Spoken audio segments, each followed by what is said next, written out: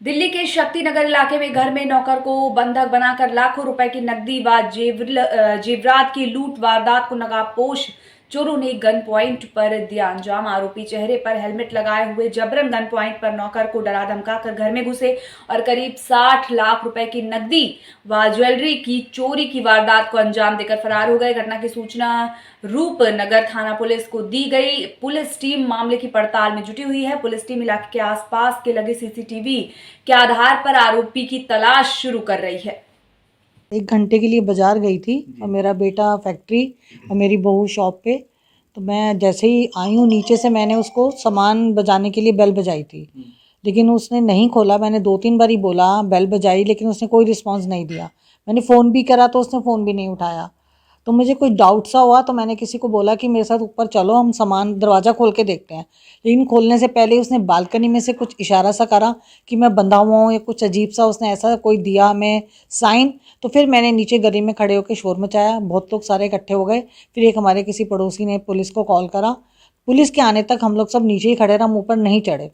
फिर जब पुलिस आई है, वो अंदर गई है, फिर उसके बाद हम सब ऊपर चढ़े हैं। सारे हमारे कॉलोनी के 20-25 लोग सब एक साथ इकट्ठे हो गए। सारी पुलिस भी आ गई। फिर उन्होंने देखा, उसने तब यही बोला कि मेरे को गन शॉट दिखाकर।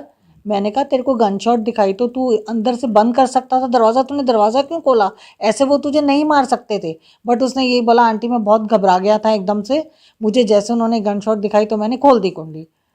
अब ये भगवान जाने कि उसने अब अपने आप से करा या उसको दिखाया, लेकिन जो सारी थ्योरी है वो यही बता रही है कि ये इन्वॉल्व है।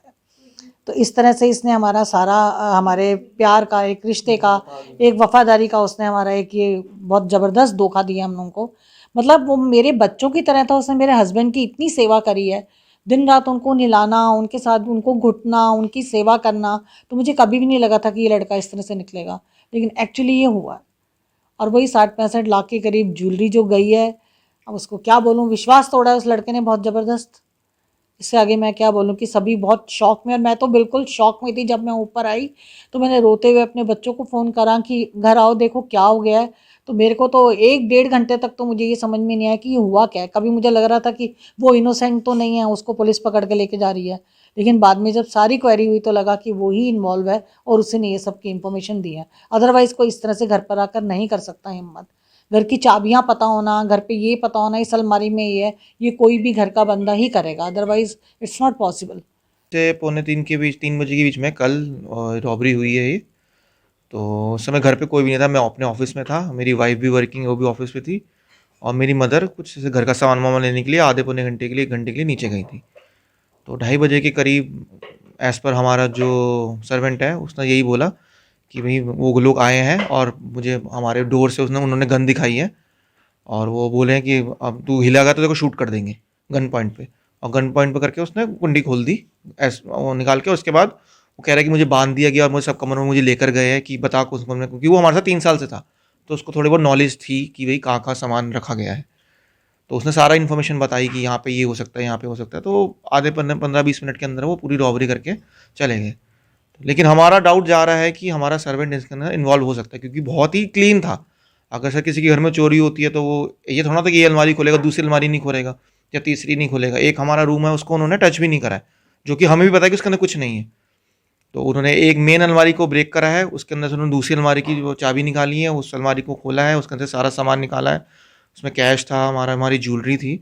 उसके बाद हमारे रूम, पर्सनल रूम में भी गए हैं, जो मेरी वाइफ का रूम है, उसमें उन्होंने वॉचेस निकाली हैं। उसकी अलमीरा को भी ब्रेक इन करा है, उसके अंदर से भी थोड़ा बहुत कैश था, थोड़ी बहुत उनकी ज्वेलरी थी। तो वो सब निकाल के वो 15-20 मिनट के अंदर वो करके अपना काम करके चले गए। सर वो 2 लोग थे जो हमने सीसीटीवी फुटेज में भी देखा है कि दोनों हेलमेट पहन कर आए हुए हैं, और वो आए हैं, ऊपर चढ़े हैं, और जब जाते टाइम पे उन्होंने जोमेटो की टी शर्ट पहन के वो लोग नीचे करके निकल गए 20-25 मिनट के अंदर अंदर। और वो पूरा हमारा आया कि हमारे एरिया का आगे नागिया पार्क सर्कल पे जाके वो लोग मिले हैं। मतलब एक बंदा पैदल भागा है उनमें से, और एक बंदा वो स्विगी वाली टी शर्ट पहन के वो बाइक लेके भागा है। उनकी बाइक भी जो थी नई बाइक थी, उसका कोई नंबर प्लेट नहीं था। तो पुलिस तो अभी अपनी कार्रवाई कर रही है। मतलब कितना का लॉस हुआ, कितना सामान गया हुआ है? सर सब कुछ मिला लेंगे तो सर 60-65 लाख के बीच में इतना हमको अंदाज़न अमाउंट है। बाकी ये थोड़ा ज़्यादा भी हो सकता है, लेकिन जो हमने अब तक जितना हमने कर कैलकुलेट करा है, बाकी अब हम भी इतने ज़्यादा शौक में कि हम पूरा हिसाब लगा नहीं पा रहे हैं अब तक। लेकिन हाँ, इतना एस्टिमेट तो है जी कि 60-65 के बीच में जिसमें से 4 से 5 लाख रुपए कैश था और बाकी मेरी वाइफ की ज्वेलरी थी, मेरी सिस्टर की ज्वेलरी थी, मेरी मदर की ज्वेलरी थी, क्योंकि हमारे घर में 2 महीने पहले एक मैरिज थी। तो हम लोगों ने सारी ज्वेलरी रखी हुई थी कि मैरिज होगी, और अब just after marriage my father got expired, तो सारा सामान घर पर ही था, वरना हम लोग इतना सामान घर पे नहीं रखते, उसको बैंक के लॉकर्स में ही रखते हैं। लेकिन क्योंकि ऐसा कुछ सिनेरियो हो गया कि हम लोग बैंक जा ही नहीं पाए, क्योंकि मेरे फादर एक्सपायर हो गए थे 20 दिन पहले, तो अब ये, और जैसे चोरी हुई है तो हमें पूरा है कि कोई इनसाइडर इसके अंदर इन्वॉल्व है, क्योंकि इतनी क्लीन चोरी वो पे वो ट्रस्ट करना नौकर की बात पे कि ऐसा हुआ वैसा हुआ, वो हम लोगों को ऐसा लग नहीं रहा कि इसमें कुछ सच्चाई है।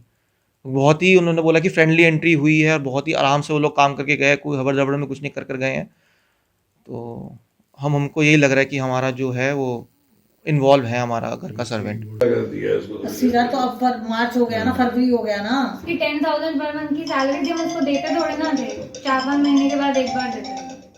वो कभी मांगता नहीं था मुझसे सैलरी, कभी बोलता था कि भैया 5,000 करा मतलब दो, पूरी 10,000 करा ट्रस्ट दो। उसने क्रिएट किया हुआ था 3 तो उसके वो वाले बैंक अकाउंट तो होंगे ना जो वो दे दिए पुलिस को हमने, जिसमें डलते थे वो दे दिए हमने। वो दे दिया है ना, वो दे दिया। That is important.